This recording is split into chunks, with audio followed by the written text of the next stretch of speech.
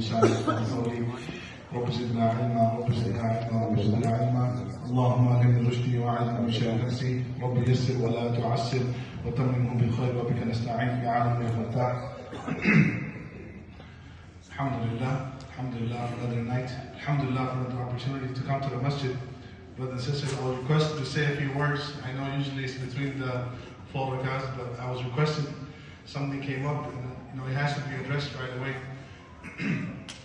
I have a question for all of us.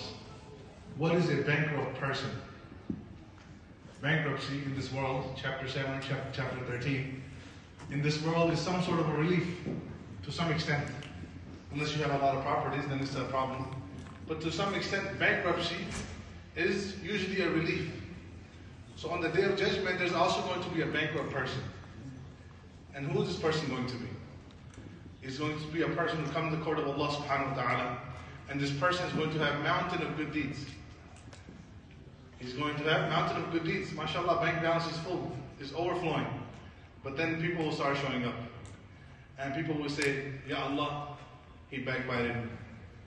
Ya Allah, he talked behind my back. Ya Allah, he hurt me, or she hurt me. Ya Allah, he did not give me this right and that right. A point will come where this person will have nothing to give. And still there will be people who will be saying, Ya Allah, this person plotted behind my back. Ya Allah, I was doing such and such, but this person in my behind, he was doing certain things, certain actions. And Ya Allah, one time I was doing this, but this person came, I know I was doing something wrong, but he said it to me in such a way that it hurt me. And then what will happen? Then Allah subhanahu wa ta'ala will say, then you give your good deeds, because this person has nothing to give. You give your good deeds to this person, your bad deeds to this person. And then you'll go from having mountains of good deeds to mountains of what? Mountains of bad deeds. Do we want to be that bankrupt person in the judgment? No one wants to be that bankrupt person. So subhanAllah, these last 10 nights we have, these are nights for us to get connected to Allah, yes. At the same time, shaitan is also working overtime. Yes, shayateen are locked up. But subhanAllah, the fact is they work hard throughout the year. Shaitan will work extra hard to make sure he wastes our good deeds. And how will he do that? By making us think that, oh, I am somehow a righteous person, and correct the other person in a harsh way. Can anyone say that comes to the masjid, you know what, I'm perfect? Raise your hand if you think you're perfect. Okay, alhamdulillah. Alhamdulillah, that's awesome. As long as we're trying.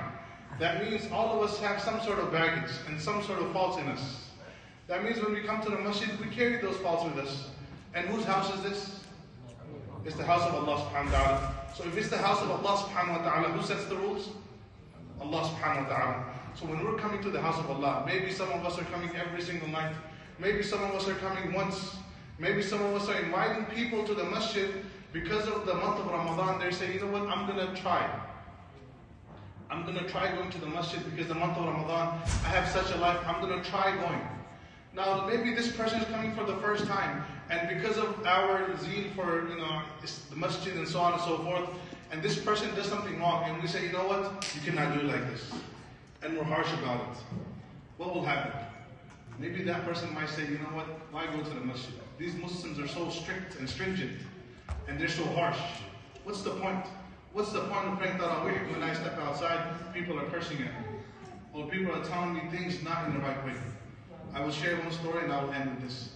One time, a Bedouin came to the masjid, and he came and he started to relieve himself. He started urinating in a corner of the masjid. If someone comes does that today, what will we do? We'll go bring our slippers and beat him with the slippers. In the masjid, the person is urinating in the corner. What did the Prophet say? So the Sahaba got up and they wanted to take care of him. And he said, relax. Let him relieve himself. Take it easy. He's in the middle of something, let him finish. And then after the person finished, what did he tell him? Hey, take a bucket of water and throw it on top of where he urinated. It's a urination. This is not something else. It's a big deal. But look at how the Prophet ﷺ is teaching the Sahaba. The honor of a Muslim is sacred. Just like the blood and the property of a Muslim is sacred. Just like the day of sacrifice is sacred, in the month of Dhul Hijjah is sacred, and the city of Makkah is sacred, similar to that is the honor of a Muslim, men and and women. So in these last 10 days, it's a humble reminder, and I was requested to say, I know people are tired of listening to me. I think I'm tired of listening to me too. But, you know, in this last 10 nights, let's not waste our good deeds by saying things which might hurt other people, in turn, waste our good deeds. So last 10 nights, let's keep the good deeds that have already done. Let's add to those good deeds. And if we have said something to someone, apologize. And one more thing, if we are on the receiving end of such, harsh treatment, forgive for the sake of Allah. He who lowers himself, she who lowers herself, for the sake of Allah, Allah subhanahu wa ta'ala will elevate that person. Just like the cream rises to the top, if we have good etiquettes, we will rise to the top, inshallah. So from the receiving end of something like this, where someone might have said something to us, or someone might have yelled at us, let's forgive, because at the end of the day, it is the month of Ramadan. At the end of the day, we are brothers and sisters in Islam, and at the end of the day, the goal is what?